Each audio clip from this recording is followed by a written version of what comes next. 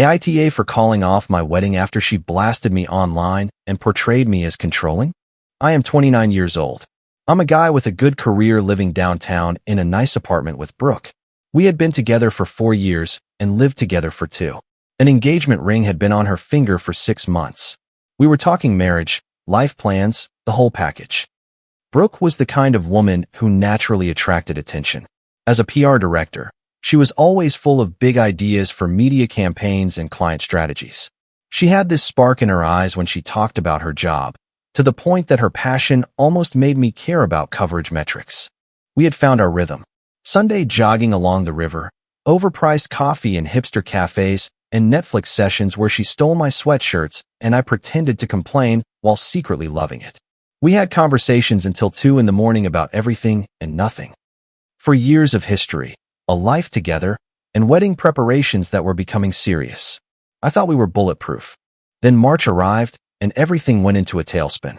Every relationship seems to have that one friend, the agent of chaos who shows up every few years, causes a mess, then disappears until the next crisis.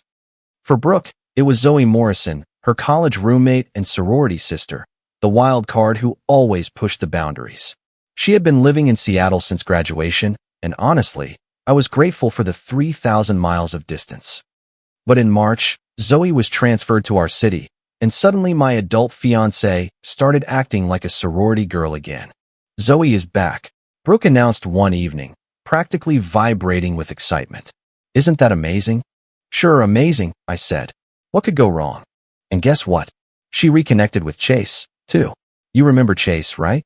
No, I didn't. Chase. Yeah. Then I remembered Chase. They never dated, but he was her college best bud, the one whose name came up just often enough in her stories to make me a little uncomfortable, but never enough for me to say anything. She wants to get the old band back together, Brooke said, scrolling on her phone with manic energy. Isn't that cute? Cute. Yeah, because getting the old band back together always works out so well in the history of relationships. But like a fool, I smiled and said, yeah. That sounds great, because I trusted her. That was my first mistake.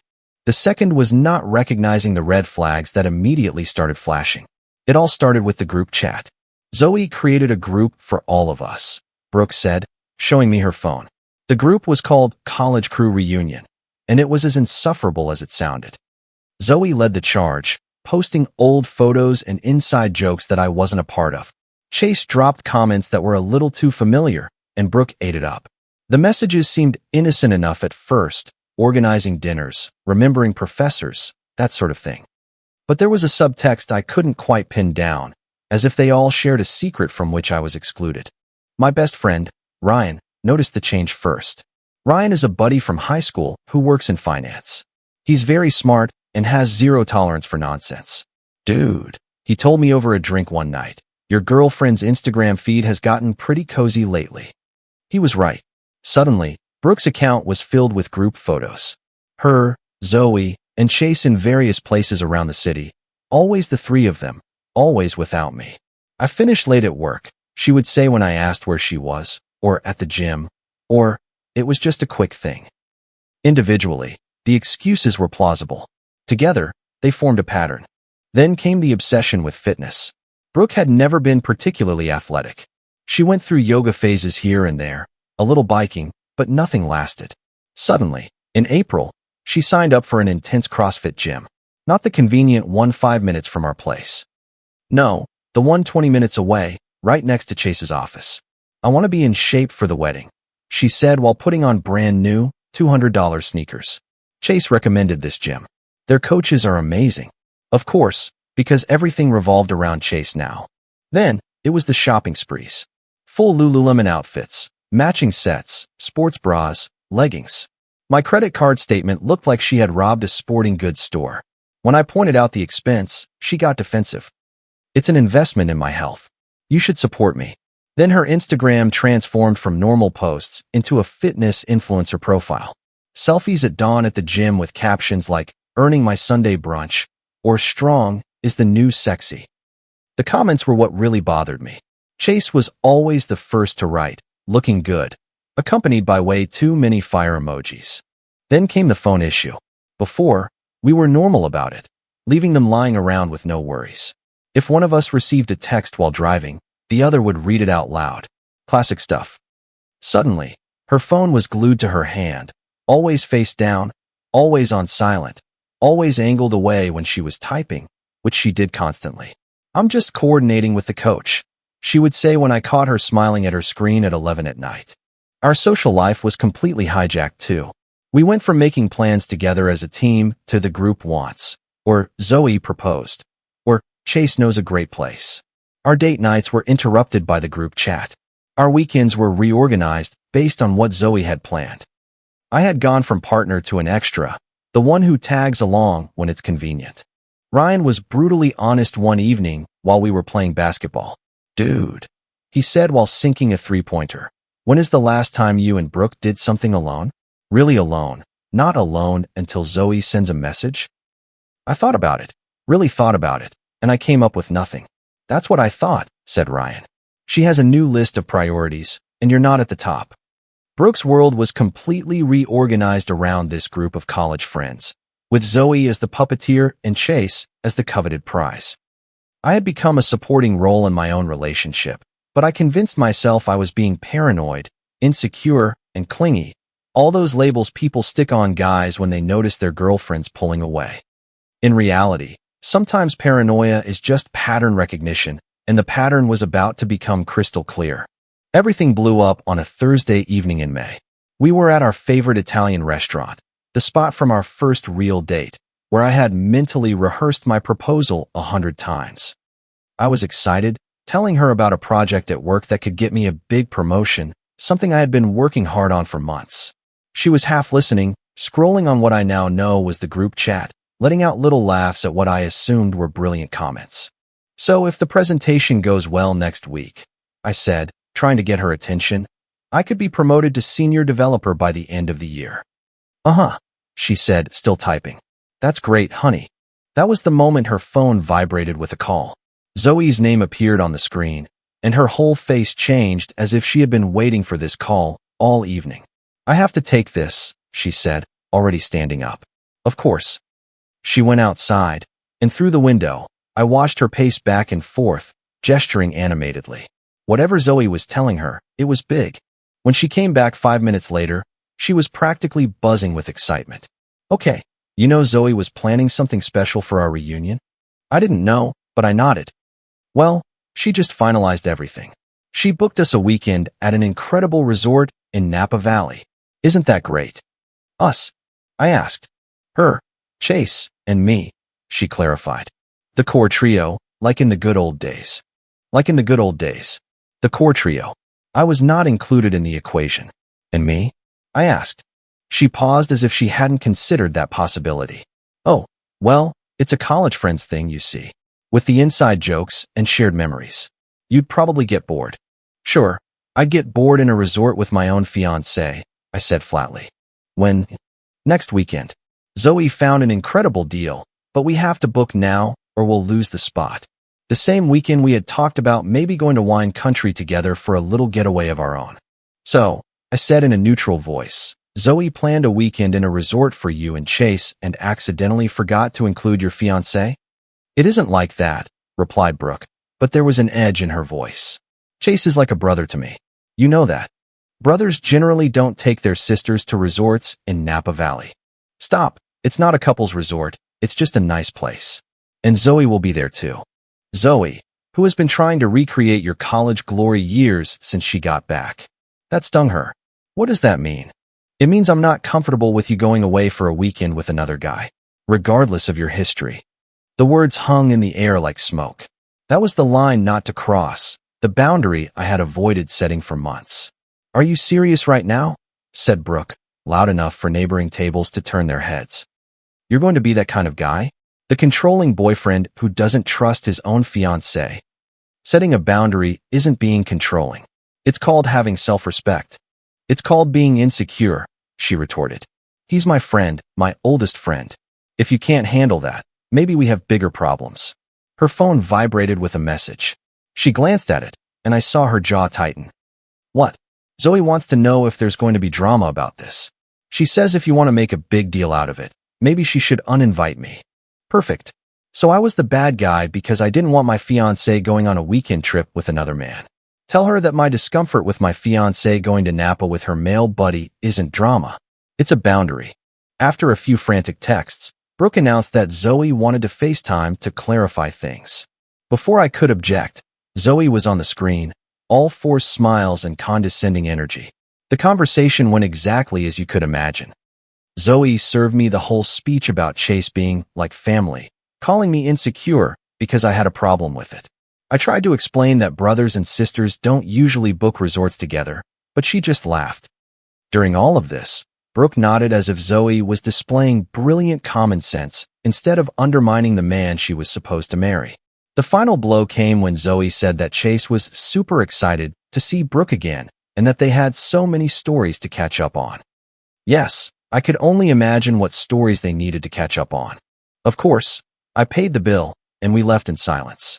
The whole ride home, Brooke was texting frantically, receiving encouragement from Zoe about how unreasonable I was. "So, what's it going to be?" she asked when we pulled into our driveway. "Are you going to trust me, or are you going to be the jealous fiancé who ruins everything?" "I'm going to be the guy who doesn't pretend that any of this is normal," I said. "If you want to go to Napa with Chase, go ahead. But don't expect me to pretend I'm okay with it." She slammed the car door hard enough to make the windows rattle. That night, she slept on the couch, and the next morning, I woke up to an empty apartment. Her weekend bag was missing, the nice suitcase we had bought for our trip to Europe the previous year. Her gym bag was gone too, which was strange since she never worked out on Fridays. Unless, of course, she planned to get a workout in with Chase at his fancy CrossFit gym near Napa Valley. I made coffee. I got dressed for work. I tried to focus on my big presentation. It was literally the most important day of my career so far, 6 months of research and development, with a potential promotion on the line. But I couldn't stop staring at that empty space in our closet. Then my phone vibrated. An Instagram notification. There she was. Sunglasses, an airport coffee, and that big smile I hadn't seen directed at me for weeks. She was wearing one of her new, expensive workout outfits that I had paid for, and she looked genuinely happy for the first time in months. The caption hit me right in the gut. Some call it running away. I call it running towards happiness. No excuses. Live your truth. The comments were already pouring in. "Yes, queen, live your best life. Some men can't handle a strong woman. Toxic masculinity is so outdated." And there, at the top, was Zoe. "So proud of you for choosing yourself. Real friends support your growth." Chase had liked the post, of course. But seeing our mutual friends, people who knew both of us, encouraging her while she publicly humiliated me, that's when something inside me broke. Months of making excuses for her behavior. All those times I had convinced myself I was being paranoid when my gut was screaming. I had been alone in this relationship for months, planning our future while she was planning her fun. While I was thinking marriage, a house, and children, she was thinking about her college years and fantasies involving Chase. I went to work on autopilot and absolutely crushed my presentation. Apparently, when you're running on righteous anger, you can accomplish anything. My boss took me aside afterward to say it was one of the best jobs I had ever done. If only he knew I was mentally planning my breakup strategy during the Q&A session. That evening, I called Ryan. "Dude," he said before I could even explain, "I saw the Instagram post. What is going on?" "Yeah, exactly. Tell me you're not just going to take this." "No, but I'm not going to do anything foolish either." Define foolish. Calling her nonstop, making a scene, posting a passive-aggressive response. Okay, so what's the no-nonsense option? I was done thinking. I was done analyzing. First, I changed my Facebook status from engaged to Brooke to single. Saved. Second, I called the wedding venue and canceled everything. Yes, we would lose most of the deposits. No, I didn't care at all. Third, I drafted the 30-day eviction notice. My lawyer had sent me a template months ago, just in case. My mom's paranoia was finally useful. Fourth, I called Brooke's parents. It was the conversation I dreaded the most, but it had to be done. Her parents were traditional people, the type who still believed in commitment, respect, and keeping one's word. They were enthusiastic about the wedding, had already bought their outfits, and booked their flights. I explained everything to them. The situation with Chase, the Napa trip, the public humiliation. I stuck to the facts. I didn't badmouth their daughter. I simply laid out what had happened. The silence on the line lasted for about 30 seconds. She left with another man when you asked her not to? Her father asked, his voice tense with contained anger. Yes. And then she publicly ridiculed you because you had standards? Yes, sir. Another pause. Son, I owe you an apology. We raised her better than that. That is not the behavior of a woman who is ready to get married. Her mother took the phone next, in tears, apologizing for her daughter's behavior and asking if there was anything they could do. I told her the truth. Some things cannot be fixed, only learned from. Then I turned off my phone and went for the longest run of my life. When I finally turned it back on that evening, it was like a small bomb had gone off in my notifications. 60 missed calls, over 300 texts, Instagram DMs, Facebook messages, even LinkedIn messages from people I barely knew. Brooke's messages were a masterclass in emotional manipulation. What is wrong with you? Change that immediately. This isn't funny anymore. Answer your phone. Everyone is asking what happened. You're humiliating me. The best message came from Zoe. Brooke is having a panic attack. Whatever your little game is, it's not cute. She's supposed to be having fun, and you're ruining everything with your jealousy. Grow up. A panic attack in a resort in the middle of vineyards while she was supposed to be having innocent fun with her brother, Chase. I screenshotted that message for posterity, then deleted the whole conversation without replying. On Sunday evening, while I was prepping my meals for the week and savoring the first real, peaceful silence in months, my phone vibrated with an unexpected message.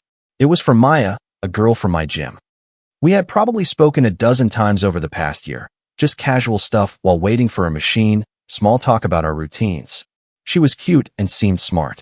She had hinted several times that she was single, but I had never pursued anything since. Well, I was engaged.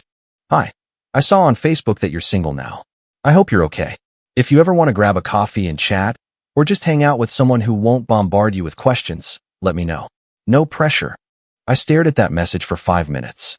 That's really nice of you, I replied. Are you free Tuesday evening? Absolutely. There's this new sushi place on 5th Street I've been wanting to try. Does 7 o'clock work for you? While Brooke was undoubtedly trying to salvage her weekend and explain why her fiancé had suddenly snapped, I was preparing for my first date in 4 years. Tuesday couldn't come fast enough. When it finally arrived, I was as nervous as a teenager. I had forgotten how to do this, how to talk to a woman outside the safety of a committed relationship. But all my worries were unfounded. Maya arrived, effortlessly beautiful, not filtered like an Instagram post, not trying too hard, just naturally pretty in jeans and a sweater that fit her perfectly. We talked for 3 hours straight about work, books, travel, and totally random stuff that made us burst out laughing. She asked questions and really listened to the answers. When I told a story, she responded with one of her own instead of immediately bringing everything back to herself. She didn't look at her phone once in 3 hours. I had forgotten what it felt like to be genuinely heard in a conversation. So, she said at dessert, are you going to tell me what happened, or should I just assume you snapped and buried someone in your backyard? I laughed. Nothing that dramatic. I just realized I was in a relationship with someone who didn't really want to be with me. Ah, she said, nodding. The famous, I love you, but I'm not in love. More like the I love you, but I love the attention of other guys even more. She winced. Ouch, that's worse. Yeah, well, we live and learn, right? Her loss, she said simply. And somehow, it sounded completely sincere. Around 9 that evening, my phone started vibrating with calls from Brooke. I glanced at it, declined the call, and placed the device face down on the table.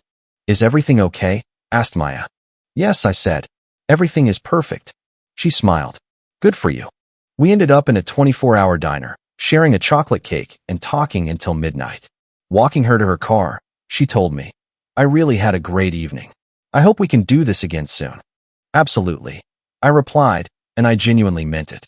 When I pulled into my driveway, Brooke's car was there. She was sitting on the porch steps in full breakdown mode, mascara running, hair messy, still dressed in her expensive, now wrinkled, gym clothes. You haven't spoken to me for 4 days, she said as soon as I got out of my car. You went to Napa with Chase when I clearly told you I wasn't comfortable with it. I replied, walking past her to open the door. And you didn't come back because you missed me. You came back because I embarrassed you. She followed me inside, switching from victim to accuser in an instant. Where had I been tonight? With whom? It was the usual interrogation from someone who had just spent the weekend with another man. It doesn't matter. We're not together anymore. That's when reality seemed to hit her. She started her speech about how we lived together, how we built a life together, but I cut her off by pulling out the official eviction notice. Here, you have 30 days to find a new place. What? You're serious? You can't just kick me out like that. Then came the real bomb. I asked for the ring. $8,000 isn't pocket change, and I wasn't going to let her keep it as a breakup trophy. She went through all the stages: disbelief, anger, sobbing. She ended up tearing it off her finger and throwing it at my face, calling it cheap junk despite 6 months of Instagram posts describing it as her dream ring.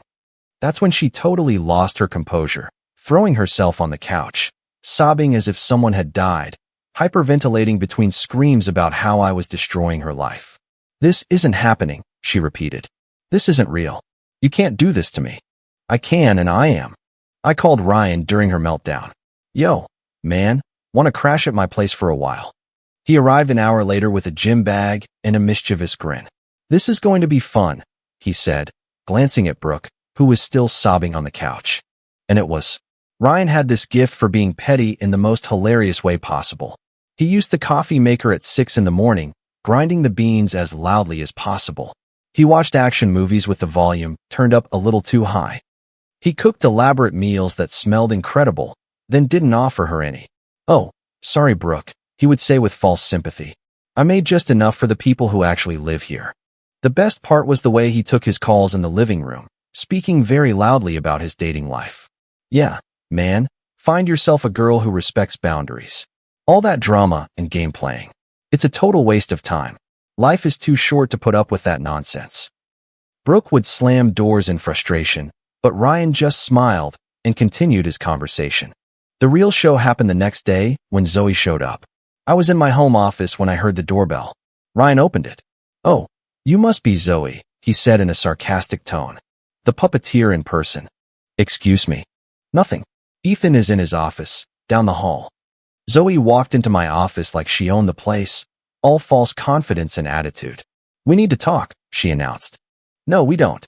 All of this is ridiculous. You're being completely unreasonable. I looked up from my computer. I'm sorry. Who are you to have an opinion on my relationship? I'm Brooke's best friend. And what you're doing to her is cruel. What I'm doing is having respect for myself. She settled into the chair across from my desk, as if preparing for a negotiation. Listen, Ethan, I understand you're upset about the Napa thing, but you're overreacting. It was innocent. Of course it was. She tried to bluff for another few minutes. When she realized I wouldn't budge, she changed tactics. Fine, but you can't just kick Brooke out. She has rights. She has 30 days. That's what the law requires. This is her home. This is my apartment, which I was kind enough to let her live in. That arrangement is ending. You're just a vindictive person. That's when Ryan reappeared in the doorway. Hey Zoe, I think it's time for you to leave. I haven't finished speaking. Yes, you have, Ryan said, stepping into the room. Even though he isn't particularly imposing, he gives off an energy that makes people back down. You're the one who orchestrated this whole circus. You pushed your friend to publicly humiliate my friend, and now you want to barge into his house and make demands? No, you can't kick me out. Watch me, Ryan said, grabbing her purse and handing it to her. The door is that way. Help yourself. Don't think this is over, she said, trying to maintain a shred of dignity as Ryan escorted her out. Also, I called out to her. Tell Brooke her designated manipulator is no longer welcome here. The next morning, I woke up to the sound of my phone vibrating nonstop. Brooke had spent the night crafting her revenge story, posting it everywhere. Instagram, Facebook, TikTok, probably even LinkedIn. The post was a masterpiece of manipulation.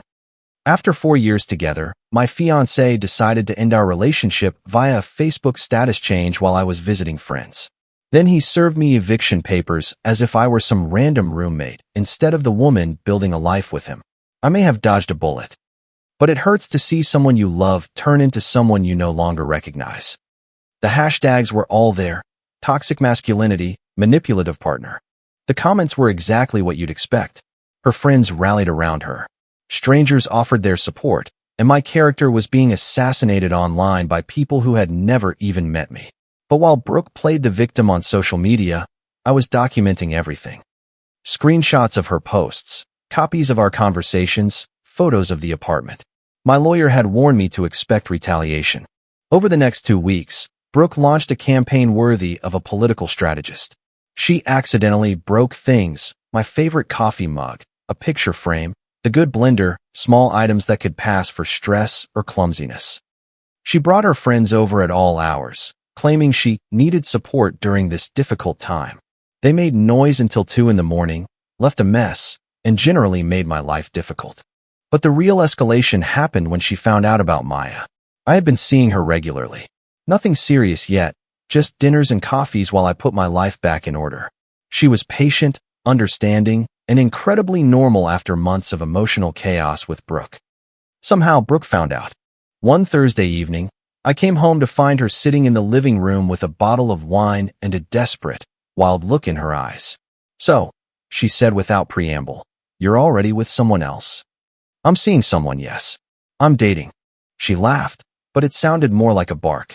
"Since when? How is that any of your business? How long have you been cheating on me?" "I haven't cheated on anyone. We broke up. I'm single. I can see whoever I want." That's when she completely lost control.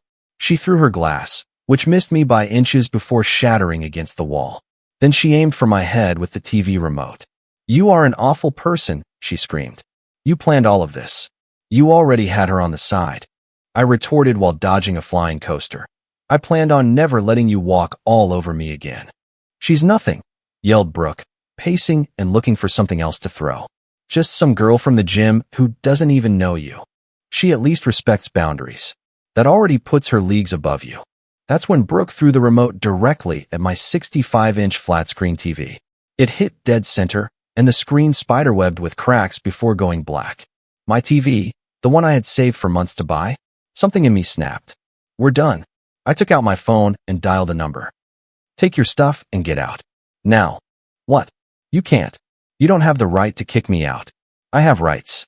You just destroyed my property. I'm calling the police." She stared at me, probably trying to guess if I was bluffing. I wasn't. "Wait," she said, panic rising in her voice. "Wait, I'm sorry. I'll pay for it."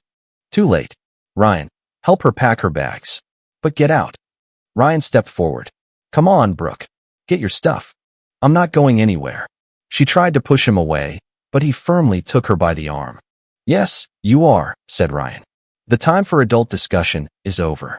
She struggled for a few seconds, then burst into tears, real sobs of panic. "Please," she sobbed. "I have nowhere to go. You destroyed my television." Ryan helped her fill 2 suitcases while she alternated between crying and threatening to call her lawyer. I documented everything with my phone. The broken TV, her threats, her refusal to leave voluntarily. "You're making a huge mistake," she said as Ryan walked out with her bags. "You'll regret this. That woman will never be better than me. No one will love you like I did." "If you say so." I slept peacefully that night for the first time in weeks.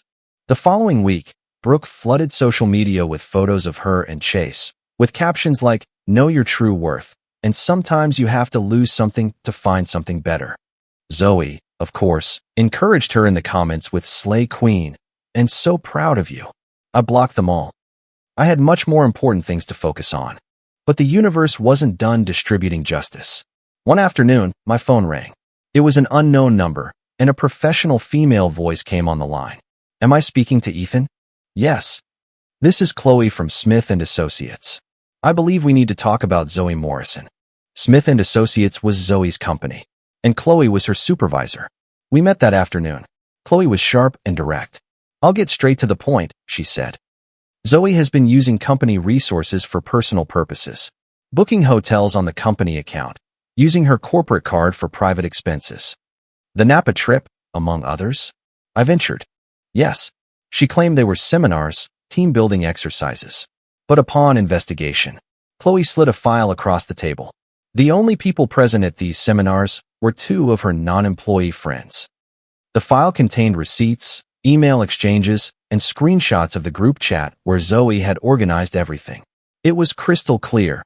She had fabricated professional reasons for personal travel, used company funds, and shown a total disregard for the rules. "How did you find out about this?" I asked. Chloe smiled coldly. "An anonymous tip.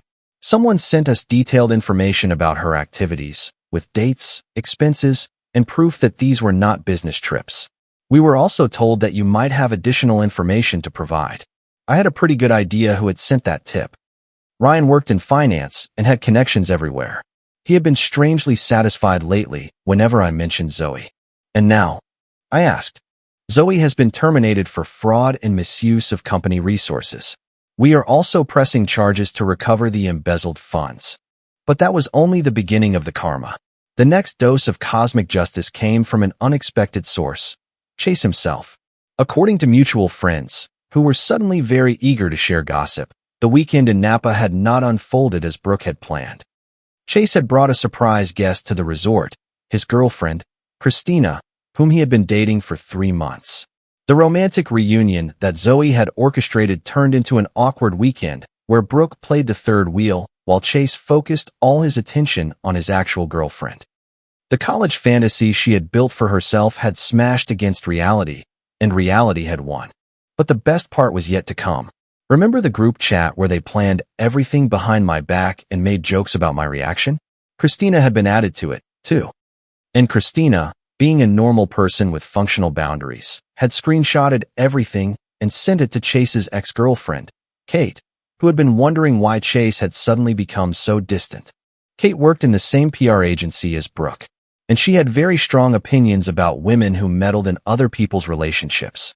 On Monday morning, Brooke walked into her office to find someone from HR waiting for her. Someone had forwarded them evidence showing she was engaging in inappropriate communications and using her work time to manage her personal drama.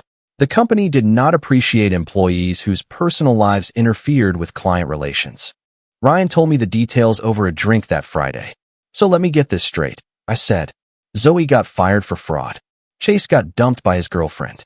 And Brooke was suspended from her job." "Brooke wasn't just suspended," replied Ryan with a wide, satisfied smile. "She was fired. Her supervisor was already looking for a reason. Attitude problems, missed deadlines. The relationship drama was just the perfect excuse." "How do you know all that?" "My buddy works in HR there." It was a complete mess. Brooke tried to claim discrimination, but when they showed her the screenshots of her own messages, she just hung her head. She left in tears. Meanwhile, my life was going better than it had in years. The promotion came through with a significant raise. Maya and I were taking things slowly but surely. She was everything Brooke wasn't: honest, supportive, respectful of boundaries, and genuinely interested in building something solid instead of chasing drama. The apartment had become peaceful again. I had repaired the damage, changed the locks, and created a space that finally felt like a home rather than a war zone. Then the universe delivered a final act of poetic justice. Exactly 3 months after the Facebook status change that started it all, I received a message from Brooke. "Can we please talk? I know I messed up. I miss you. I miss us." I showed the message to Ryan. "Are you going to reply?" he asked. "Yes, but not in the way she expects." "What's your plan?" I smiled. "Let me explain." I wrote back to Brooke. "The Messy Diner, 5th Street. Tomorrow at 7 p.m. You have 30 minutes. The next evening, I arrived 15 minutes early and took a booth in the back. Ryan arrived 10 minutes later and sat on the other side of the room, his phone ready to document everything. Brooke walked in at 7 o'clock sharp, looking like she had prepared for hours. Her hair was impeccable, her makeup was flawless, and she was wearing that one dress I used to love. She was pulling out all the stops for one final attempt at manipulation. She slid into the booth across from me, her hands trembling slightly. "Thank you for agreeing to see me," she said in that small, vulnerable voice I used to fall for. For 20 minutes, she brought out her whole manipulative repertoire: excuses, talk of therapy, personal growth. Chase was presented as a clumsy attempt to run away from commitment. She even grabbed my hand, explaining how much she had learned and grown, and how she now knew that I was what she really wanted. The thing with Chase had been a disaster, apparently. His real girlfriend had discovered the truth and realized he was being dishonest with both of them. Karma is a beautiful thing. I know I don't deserve a second chance, she said, letting a tear roll down her cheek right on cue. But what we had was real. You're right, I replied calmly. Her face lit up with hope. Really? I stood up, took out my wallet, and put a $10 bill on the table. Thanks for the show, but the answer is no. I will not take you back. Not now, not ever, not even if you were the last woman on earth. That's when she completely lost it. You'll get what you deserve, she screamed, standing up so abruptly she knocked over her glass of water. You think you're so perfect? You're nothing. You're boring, you're average, and you will never find anyone better than me. The whole restaurant had frozen. All eyes were on her. I gave you the best years of my life, she continued, her voice breaking. And you threw it all away for one mistake, one single weekend. Ma'am, said the manager, appearing at our table, I'm going to have to ask you to lower your voice or leave the establishment. This is between him and me. Not anymore. You're disturbing the other customers. It's time for you to go. You can't kick me out. Security, called the manager. Two large men headed toward our table. Fine, fine. Brooke grabbed her bag and headed for the exit, but turned one last time. You will regret this. When you're old and alone, you will think back to what you lost. Sure thing, princess. She made a crude gesture in my direction and stormed out of the restaurant under the shocked gaze of half the room. I sat back down quietly, finished my coffee, and left a good tip for the waitress who had witnessed the whole circus. Ryan came to join me, a Cheshire cat smile on his lips. Dude, he said, brandishing his phone. I got the whole thing on video. The guys are going to love this. We left the restaurant and walked across the parking lot. I saw Brooke in her car, in tears, probably already thinking about how to turn this into a new victim narrative. Reaching my own car, I felt something I hadn't known for months. Total peace. The woman who had made me doubt my own sanity was finally facing the consequences of her choices. At last check, her friend group had imploded after all the drama. Zoe had ghosted everyone, blaming Brooke for the whole mess. Chase had disappeared. And Brooke, well, she was starting over from scratch. And me? I was doing just fine. Sometimes, the good guys do win. Comment. What stands out most to me in stories like this is the quiet strength it takes to choose yourself. Setting boundaries isn't an act of aggression. It's an act of self-preservation. Walking away from a shared history is incredibly difficult. But protecting your peace is a responsibility you owe yourself. We can't control the choices other people make. We can, however, take responsibility for our own healing and happiness. Kindness isn't just about being nice. It's about choosing people who respect your worth. The calm you find after the storm is a powerful reminder of why you made the hard choice. Never apologize for having standards. You deserve a life and relationships built on a foundation of honesty and mutual respect. If you like the stories, don't forget to leave a comment and support the channel by subscribing. See you in the upcoming stories.